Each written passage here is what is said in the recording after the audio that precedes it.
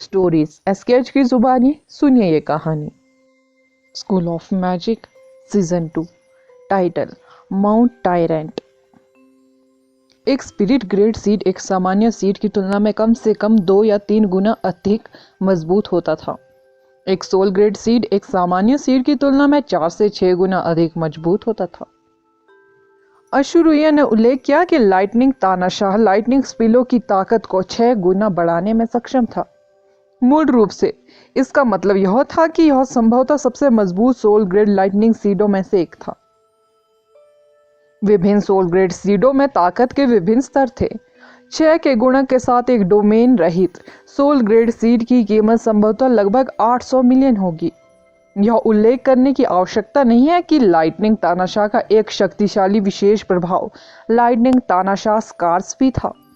यह निश्चित रूप से सबसे अच्छे सोल ग्रेड लाइटनिंग सीडों में से एक था जो उसे संभवतः मिल सकता था। अशुरुया का वर्णन सुनने के बाद उसे पहले से ही अपने दिल की धड़कन महसूस हो रही थी। आदर्श एक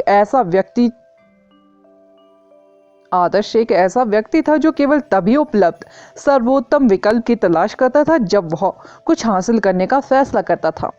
वह यह जानकर असहज महसूस कर रहा था कि एक मौका था कि जिस सोल ग्रेड लाइटनिंग सीड पर वह इतना पैसा खर्च करने वाला था वह अभी भी किसी और की तुलना में कमजोर थी। आप कितनी जानकारी मांग रहे हैं? आदर्श गंभीर अवस्था में चला गया। उनका मानना था कि आशारुया के पास उनसे झूठ बोलने का कोई कारण नहीं है, खासकर डार्क स्वॉर्ड मास्टर के साथ अपने अनुभव के बाद। यदि वह उसे डार्क कॉन्ट्रैक्ट जैसा रहस्य बताने को तैयार होती तो वह सोल ग्रेड लाइटनिंग सीड के बारे में मजाक नहीं करती। अशुरुया ने उत्तर दिया, इसकी कीमत एक सामान्य सोल ग्रेड सीड लाइटनिंग सीड जितनी ही है ना? आप कुछ ज्यादा ही तो नहीं पूछ रहे हैं? जानकारी के एक टुकड़े के लिए 850 मिलियन, और इसकी कोई गारंटी नहीं है कि मैं इसे हासिल कर सकता हूं या नहीं, आदर्श ने कहा। अशुरुया ने अपना सिर हिलाया और कहा, मैं जो जानकारी प्रदान करती हूँ उसमें केवल यह शामिल नहीं है कि उस स्थान का कहाँ जिक्र है या वह स्थान कहाँ है। सबसे पहले मैं आपको गारंटी दे सकती हूँ कि कोई तीसरा व्यक्ति नहीं है जो इसके बारे में जानता हो। दूसरा, यदि आप इसके लिए 850 मिलियन का भुगतान करने को तैयार है तो मैं आपको यह भी बताऊंगी कि आप इसे कैसे प्राप्त कर सकते हैं। यह एक वीडियो गेम के पूर्वाभ्यास जितना विस्तृत होगा और बाकी आप पर निर्भर है। क्या आप मुझे यह जानकर 50% की छूट दे सकते हैं कि मैंने इस पिज्जा के लिए भुगतान किया है? आदर्श ने कहा, कोई छूट नहीं, क्योंकि मुझे विश्वास है कि मेरी जानकारी अद्वितीय है और मूल्यों के लायक है। इसके अलावा यह पिज्जा केवल औसत है, आशारुया ने जवाब दिया, सभी मुस्कुराते हुए एक महान और सुरुचिपूर्ण लेकिन आलसी सफेद लोमड़ी की तरह जिसकी आंखों में चालाक बुद्धि का संकेत चमक रहा था। ऐसा मत बनो, आपका कंजूस दृष्टिकोण मेरे दिल में एक देवी की आपकी आदर्श छवि को बर्बाद कर देगा। आदर्श ने एक व्यंग्यपूर्ण मुस्कान के साथ आभरी, मुझे नहीं पता था कि तुम मेरे बारे में इतना सोचते हो। अगर ऐसी बात है तो मैं तुम्हें एक और प्रस्ताव दे सकती हूँ। अशुरुया ने ऐसे अभिनय किया मानो उसने अंततः अपना मन बदलने का फैसला कर लिया हो। आदर्श को लाइटनिंग तानाशाह में बहुत दिलचस्पी थी, इसलिए जैसे ही अशुरुया ने यह कहा वह उत्साहित हो गया। मुझे कुछ करना चाहिए, लेकिन मैंने अभी तक माउंट टायरेंट पर नहीं किया है। मुझे किसी ऐसे व्यक्ति की आवश्यकता है जो मेरी सहायता कर सके। मैं लाइटनिंग तानाशाह को हासिल करने में आपकी मदद कर सकती हूँ, लेकिन बदले में आपको मेरी मदद करने की पूरी कोशिश करनी होगी, अशुरुया ने कहा। आदर्श ने मुस्कुराते हुए कहा, कोई समस्या नहीं है। एक दूसरे की मदद करना कुछ ऐसा है जो दोस्तों को करना चाहिए। जाओ, रुद्र से अपना पैसा वापस ले लो और इसे इस कार्ड में ट्रांसफर कर दो। अशुरुया ने मुस्कुराते हुए एक कार्ड निकाला। आदर्श की अभिव्यक्ति कठोर होगी। मुझे अब भी आपको पैसे ट्रांसफर करने की आवश्यकता क्यों है? क्या तुमने नहीं कहा कि तुम मेरी मदद करने जा रहे हो? प्रस्ताव वास्तव में एक बंडल की तरह है। आपको अभी भी जानकारी के लिए पैसे चुकाने होंगे, लेकिन मैं लाइटनिंग तानाशाह को सुरक्षित करने में आपकी मदद करूंगी, अशुरुया ने कहा। लेकिन क्या मैं भी तुम पर कोई उपकार नहीं कर रहा हूं? आदर्श ने पूछा। मैं इसे किसी और से करने के लिए कह सकती हूँ। अशरूया एक चालाक लोमड़ी की तरह मुस्कुराई। आदर्श को लगा कि वह पहले बिल्कुल अंधा था। क्या उन्हें सचमुच अपनी पहली मुलाकात के दौरान मैंग से एक पवित्र अलौकिक ऑरा का एहसास हुआ था? आदर्श ने पिज्जा पर नजर डाली जिसमें केवल कुछ स्लाइस बचे थे और फिर से अवाक रह गया। उसने बहुत सारे टुकड़े खाए, भले ही स्वाद औसत ही था। इसके बजाय तुम मोटे क्यों नहीं हो जाते? मुझे इसके बारे में सोचने की अनुमति दे। आदर्श ने अपने कॉकटेल का एक घूंट लिया और फिर उसे अब पहले जैसा आराम महसूस नहीं हुआ। आदर्श को वास्तव में लाइटनिंग तानाशाह में दिलचस्पी थी, क्योंकि यह नीलामी से मिलने वाली किसी चीज से कहीं बेहतर था।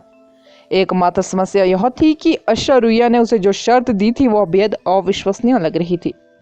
वह अपने पैसे सिर्फ इसलिए नहीं दे सकता था क्योंकि वह बहुत खूबसूरत थी।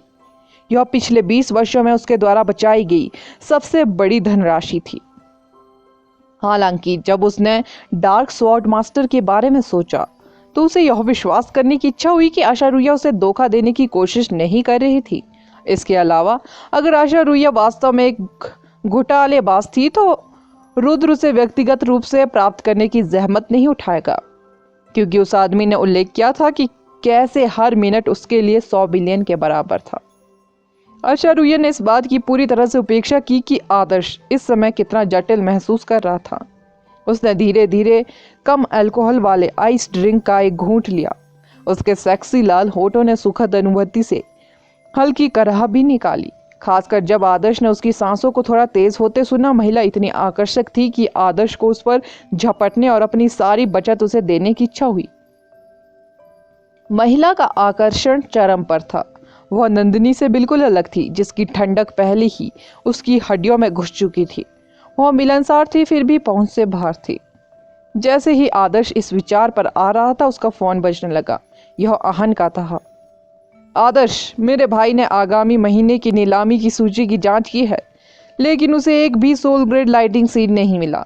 उसने अन्य एलिमेंटों के लिए कुछ खोजा। क्या आपकी रुचि है? आहन ने पूछा। बिल्कुल नहीं। क्या तुमने यह नहीं कहा कि मुझे यहाँ वह सब कुछ मिल सकता है जिसकी मुझे आवश्यकता है?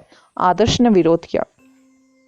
कौन जानता है, काले और सफेद जादू के लिए सोल ग्रेड सीड भी है, लेकिन लाइटनिंग एलिमेंट के लिए एक भी नहीं है।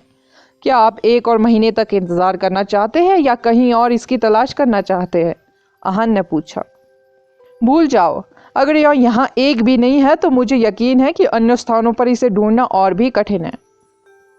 आप इसके बारे में सही है। सोल ग्रेड लाइटिंग सीड्स का मिलना हमेशा दुर्लभ रहा है, और अगर बाजार में इसकी कमी है तो इसकी कीमत और भी बढ़ सकती है, आहन ने कहा। तब मुझे लगता है कि मैं पहले अपना पैसा वापस लूंगा, आदर्श ने कहा। मेरे पास यह पहले से ही है। वैसे क्या आपने लंबे गलियारे में किसी संदिग्ध व्यक्ति को देखा? आहन ने पूछा। किसी संदिग्ध? मैं ऐसा नहीं सोचता। क्यों? आदर्श ने पूछा। अलार्म बज गया, कुछ चोरी हो गया होगा, लेकिन गार्ड ने पहले ही जांच कर ली थी और कुछ भी गायब नहीं पाया। शायद यह एक असफल प्रयास था। ओह ठीक है। आदर्श ने कॉल काट दिया और अवचेतन रूप से अशरूया पर नजर डाली, जिसकी आंखें बंद थी। आदर्श उस घटना को लेकर काफी उत्सुक थे जिसका जिक्र आहन ने किया था। क्या गलियारे में केवल वह और अशरूया ही नहीं थे? उसने उल्लेख किया कि उसे कुछ करना है। क्या वह कुछ चुराने की कोशिश कर रही थी? आदर्श ने तुरंत अपना सिर हिलाया। यह संभव तो कोई और था। उसके पास गलियारे में प्रदर्शित की जा रही चीजों को चुराने का कोई कारण नहीं था, क्योंकि उनका केवल ऐतिहासिक मूल्य था। यह संभावना नहीं थी कि कोई उन्हें बाजार में अच्छी कीमत पर बेच सकेगा। क्या आपने निर्णय ले लिया है? अशरूया ने आंखें खोली। उसकी लंबी थोड़ी मुड़ी हुई पलकें चमक रही थी। आदर्श का दिल फिर से धड़कने लगा। क्या आप गारंटी दे सकती है कि मैं लाइटिंग तानाशाह प्राप्त कर सकता हूँ? आदर्श ने पूछा। अशरूया ने कहा, मैं नहीं कर सकती। दुर्घटना होने की संभावना हमेशा बनी रहती है, लेकिन मैं अपनी तरफ से पूरी कोशिश करूंगी। हम कब जा सकते हैं? आदर्श ने पूछा। अशरूया ने कहा, जैसे ही आपने मुझे पैसे ट्रांसफर कर दिए। ठीक है, लेकिन अगर आप मुझे धोखा देने की कोशिश कर रहे हैं तो मैं पहले पैसे जमा कर दूंगा, आदर्श ने दृढ़ता से कहा। जरूर। माउंट टायरेंट इटली में स्थित था। इसका नाम प्राचीन इटली के किसी सम्राट के नाम पर रखा गया था और यह वेनिस से काफी दूरी पर था। राष्ट्रीय टीम विश्व कॉलेज टूर्नामेंट के उद्घाटन समारोह तक वेनिस में रोज रहने की योजना बना रही थी। अन्य लोग भी वेनिस में कड़ी ट्रेनिंग कर रहे थे और चूंकि वेनिस में काफ़ी नीलामी चल रही थी, सदस्यों का समर्थन करने वाले गुटों ने अपने उम्मीदवारों के लिए अधिक संसाधन हासिल करने पर अपना पैसा खर्च करना शुरू कर दिया था। आदर्श को कुछ समय के लिए टीम छोड़नी होगी। वह जाने से पहले नंदिनी को बताने के बारे में सोच रहा था, लेकिन वह एकांत में चली गई थी। आदर्श को उसे देखने का भी मौका नहीं मिला। नंदिनी वर्ल्ड कॉलेज टूर्नामेंट को उससे कहीं अधिक गंभीरता से ले रही थी, क्योंकि यह उसके लिए अपनी योग्यता साबित करने का सबसे अच्छा मौका था। जब से नंदिनी तियान शान पर्वत से लौटी थी, उसकी ताकत में बहुत तेजी से सुधार हुआ था। इसके अलावा नंदिनी ने निश्चित रूप से अपने थर्ड एलिमेंट को अवेक कर लिया था, लेकिन आदर्श ने अभी तक इसे देखा नहीं था। वह यह नहीं बता सका कि क्या उसके पास इसका अभ्यास करने का समय नहीं था या वह इसे तुरुप के पत्ते के रूप में रख रही थी। वह तियानशान पर्वत पर किसी अच्छी चीज से टकरा गई होंगी, आदर्श ने सोचा।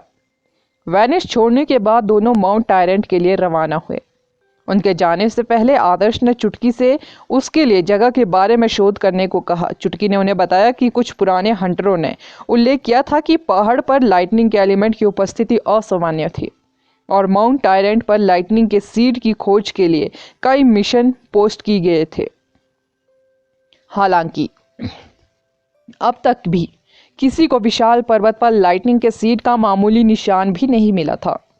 आदर्श को अब यकीन हो गया था कि ऐश्वर्या उससे झूठ नहीं बोल रही थी, क्योंकि कई अनुभवी हंटरों का मानना था कि माउंट टायरेंट के पास एक शक्तिशाली सोल ग्रेड सीड था।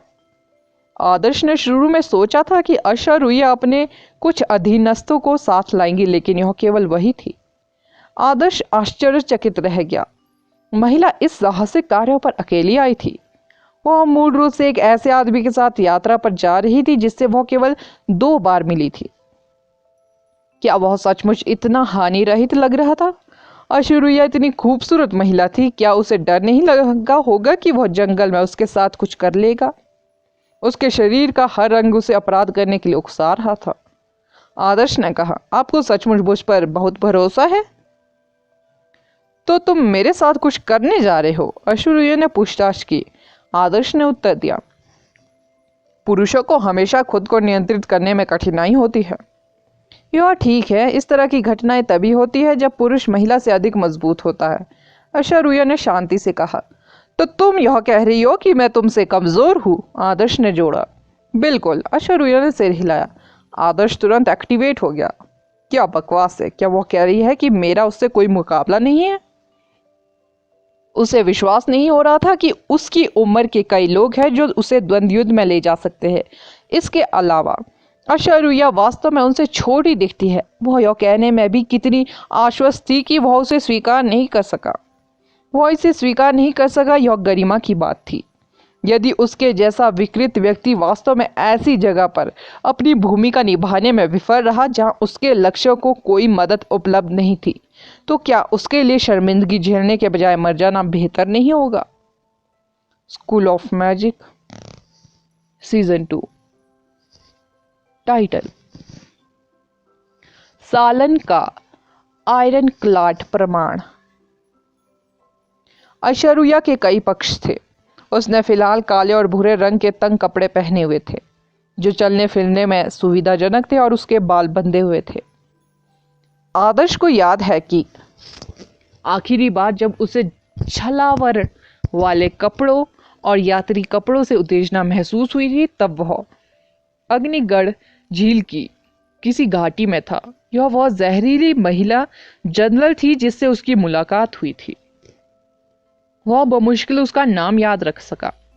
और वर्तमान कपड़ों में ऐश्वर्या का स्वभाव पश्चिमी यूरोप की एक महिला की महान ऑरा से बिल्कुल अलग था, जिसे उसने लंबे प्रदर्शन गलियारे में प्रदर्शित किया था।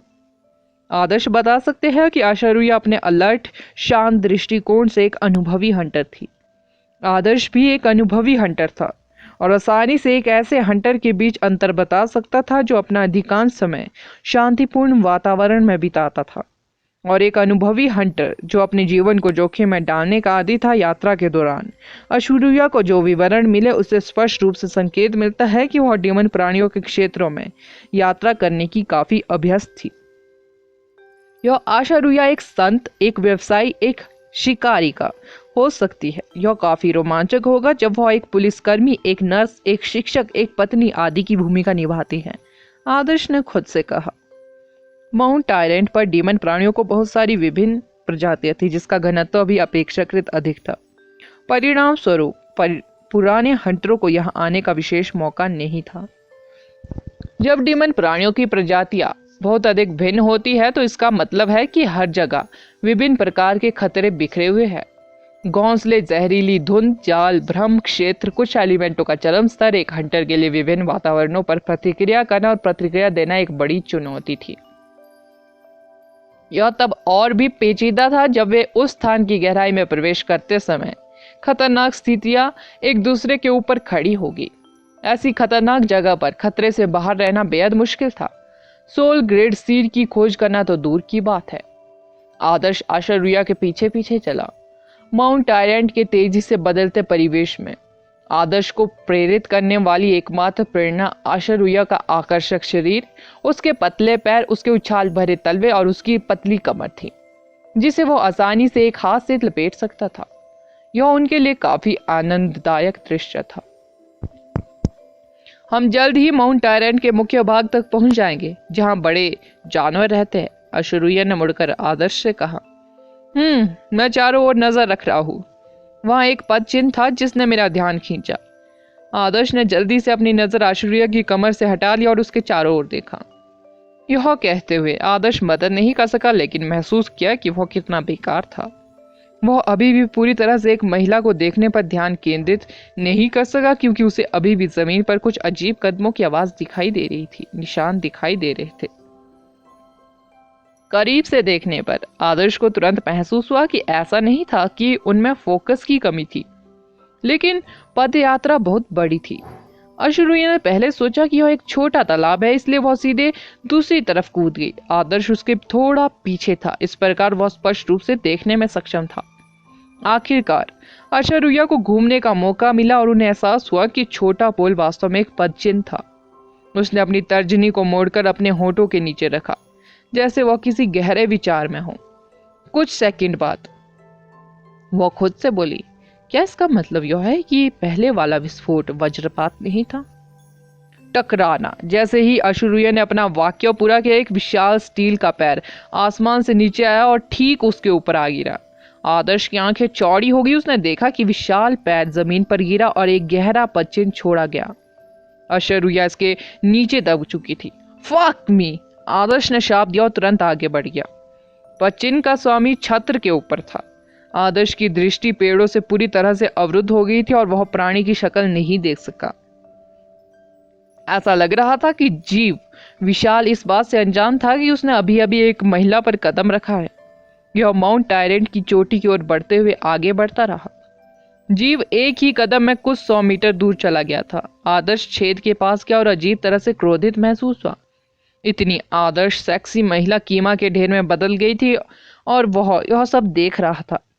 अशुरुया, आदर्श ने छेद में देखा। मैं यहां हूं, उसके बगल से अशुरुया की आवाज आई।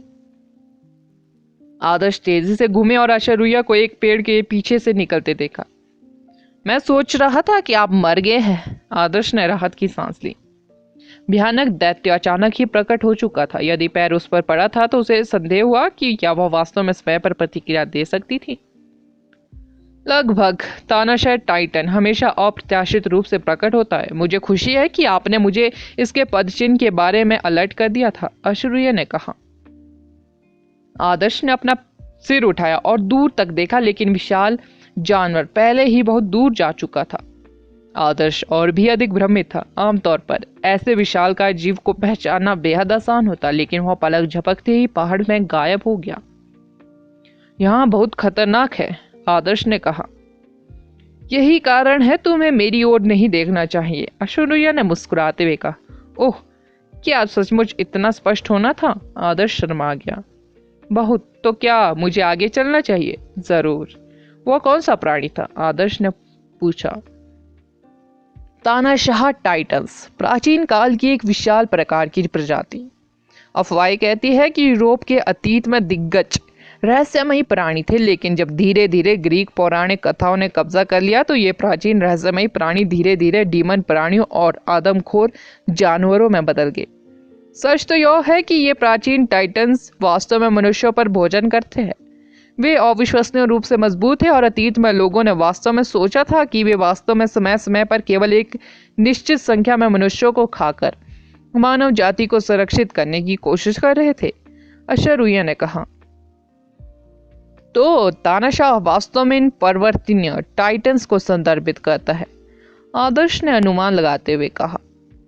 बिल्कुल, पार्थिन मंदिर की वर्तमान स्थिति केवल इसलिए है क्योंकि उन्होंने इन देवताओं को हराया और अपनी सभ्यता और मानव जाति की मान्यताओं की स्थापना की। उनकी नेता एक महिला थी जिसे देवी कहा जाता था और आमतौर पर कई फिल्मों और एनीमे में देवी एथेना के रूप में संदर्भित किया जाता है, अशरूया ने उसे सूचित किया। ओ, मैंने सोचा था कि एथेना केवल एक मिथक थी, आदर्श ने कहा। अफवाहों की उत्पत्ति इतिहास से हुई है। मनुष्य कुछ उल्लेखनीय लोगों को कहानियों में बदलना, मजबूत विचारों को स्थापित करना पसंद करते हैं जो अंततः विश्वास में बदल जाते हैं। इन मान्यताओं की शक्ति सुनामी जितनी विनाशकारी है। एथेना केवल एक नाम था, कोई भी खुद को एथेना कह सकता है, लेकिन सबसे महत्वपूर्ण बात यह है कि क्या उस व्यक्ति ने इस नाम को धारण करने के लिए पर्याप्त योगदान दिया है, अशरूया ने कहा। मैंने पहले भी ऐसी ही बातें सुनी हैं। मेरा मतलब है इसका दूसरा भाग। आदर्श की निगाहें अचानक तेज हो गई और उसने अशरूया को घूरकर कहा। अशरूया को समझ नहीं आया कि आदर्श का रवैया अचानक क्यों बदल गया। उसने आदर्श की आंखों में शत्रुता और सावधानी देखी और हंसते हुए कहा, आपने कुछ गलत समझा होगा। आदर्श ने सीधे महिला की आंखों में देखा, उसके मन में झांकने की कोशिश की। हालांकि आदर्श ने जल्द ही अपना सिर हिला दिया। भले ही अशूरिया प्राचीन राजधानी में थी, लेकिन वह बंदी बनाए गए अधिकारियों के समूह में से नहीं थी, जिसमें सालन भी शामिल था। यह संभावना नहीं थी कि वह सालन थी। हालांकि अशूरिया ने जो कहा वह बिल्कुल फिट बैठता है कि सालन ने उसके नाम का वर्णन कैसे किया। यह असंभव था कि एक सामान्य व्यक्ति समान विचार साझा करेंगे। मुझे गलतफहमी हुई होगी। आदर्श ने अपनी शत्रुतापूर्ण नजर हटा ली। तुम्हें गिराने के लिए मैंने एक खदान पर कदम रखा होगा। आप किस व्यक्ति से इतने संवेदनशील और सावधान हैं? अशूरिया ने शांत स्वर में पूछा। आदर्श ने कहा, अगर आप नहीं जाने तो बेहतर होगा। अशूरिया ने कहा, प्राचीन राजधानी में जो कुछ हुआ उसके बारे में मुझे पूरी जानकारी है, क्योंकि मैं भी वहां फंस गई थी। आदर्श झिझके, लेकिन उन्होंने राज खोलने का फैसला किया। शैतान नगरी के नेता ने भी मुझसे यही बात कही। क्या आप सालन की बात कर रहे हैं? अब मैं समझी। सालन का नाम वास्तव में एथेना के नाम के समान है, लेकिन एक बुराई का प्रतिनिधित्व करता है और दूसरा न्याय का प्रतिनिधित्व करता है। वर्तमान में देवी के नाम को उसका उत्तराधिकारी नहीं मिला है, लेकिन सलान नाम ने दुनिया में डर पैदा कर दिया है, अशरूया ने कहा। आप वास्तव में बहुत कुछ जानते हैं, आदर्श बड़बड़ाया। क्या तुम भूल गए? यह मेरे व्यवसाय का एक हिस्सा है। अशरूया की मुस्कुराहट चंचल थी, मानो वह मूड को जीवंत करने की कोशिश कर रही हो। सौभाग्य से आपके पास एक सही बहाना है, अन्यथा मैंने अपनी चाल चल दी होती। जब आदर्श ने अशरूया के चेहरे पर मुस्कुराहट देखी तो उसने व्यंग्यपूर्ण मुस्कान के साथ अपना सिर हिलाया। सलान एक बूढ़ी औरत है, मुझे इस बात का पूरा यकीन है, अशरूया ने कहा। तुम्हें कैसे पता चला कि यह वही है? आदर्श ने आंखें चौड़ी करते हुए कहा। मैंने पहले ही कहा था, मैं जितना तुम सोच सकते हो उससे कहीं अधिक जानती हूँ। यदि आप पैसे देने को तैयार है तो मैं उसके बारे में भी अधिक जानकारी प्राप्त करवा सकती हूँ, जिसमें यह भी शामिल है सालन बनने से पहले वो कौन थी, अशरूया ने कहा। आदर्श ने अपना मुंह चौड़ा कर दिया। वह एक पल के लिए शब्दों में खो गया। यह अशरूया कितनी सक्षम है? क्या वह सचमुच सालन के बारे में जानकारी प्राप्त करने में सक्षम है? आदर्श ने कहा, मुझे नहीं लगता कि मैं इसे बर्दाश्त कर सकता हूं, लेकिन आप चीन के परिवर्तन संघ के साथ इस पर चर्चा करने का प्रयास कर सकते हैं। परिवर्तन संघ काफी भरा हुआ था। वे सलान के इनाम के लिए करोड़ों का भुगतान करने को तैयार थे। मैं शायद ही कभी अधिकारियों के साथ काम करती हूँ। इसके अलावा मेरी जानकारी के स्रोत पूरी तरह से कानूनी भी नहीं है। ऐश्वर्या ने स्पष्ट रूप से कहा। ओह, यदि आप अभी भी मुझ पर भरोसा नहीं करते हैं तो यह सुनिश्चित करने के लिए कि हम एक साथ बेहतर काम कर सकते हैं, मैं इसे एक छूट बना सकती हूँ और आपको कारण बता सकती हूँ कि मैं प्राचीन राजधानी में क्यों थी। ऐश्वर्या ने कहा। मुझे आप पर कोई संदेह नहीं है, आदर्श ने कहा। बस मामले में आप है। मेरे प्राचीन राजधानी में होने का एक कारण यह था कि कोई मुझसे सालन की जानकारी खरीद रहा था। वह व्यक्ति मुझे सफेद कपड़े में लिपटा हुआ था। मुझे नहीं पता कि वो कौन था, लेकिन मुझे यकीन है कि वह एक जासूस है जिसे चीनी प्रवर्तन संघ ने लंबे समय तक अंधेरे में रखा था, ऐश्वर्या ने उसे बताया। सफेद कपड़ा। आदर्श चौंक गया। उन्होंने तुरंत उस रहस्यमयी व्यक्ति को याद किया जो राष्ट्रपति भैरव जी के करीब था। उसे याद आया कि वह व्यक्ति वही था जिसने 10 अधिकारियों को हिरासत में रखने का सुझाव दिया था। मैंने उसे जो दिया वह बहुत समय पहले मौजूद था। यह एक प्रकार का प्रमाण है।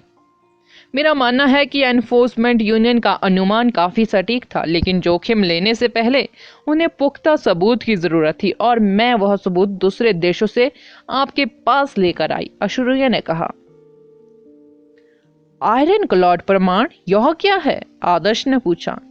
मैं आपको नहीं बता सकती। अगला एपिसोड जानने के लिए बने रहे मेरे इस चैनल के साथ। Thank you.